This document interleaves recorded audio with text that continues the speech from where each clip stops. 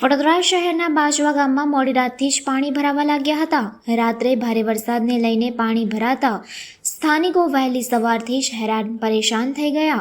બાજવાની આજુબાજુમાં 22 ગામો, ગુજરાત રિફાઇનરી અને ફર્ટિલાઇઝર આજુબાજુના ગામોનું પાણી બાજવા ગામમાં થઈને ઉંડેરા જાય છે, જે કોર્પોરેશનમાં આવે છે અને કોર્પોરેશન દ્વારા આ પાણીની વ્યવસ્થા કરવામાં આવતી નથી।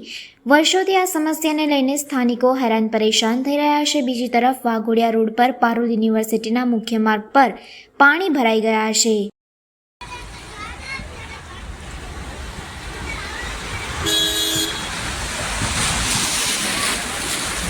આખો પલા દીધો।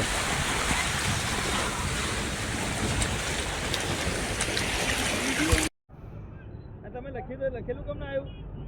નહીં આવ્યું હોય, છોડ ને।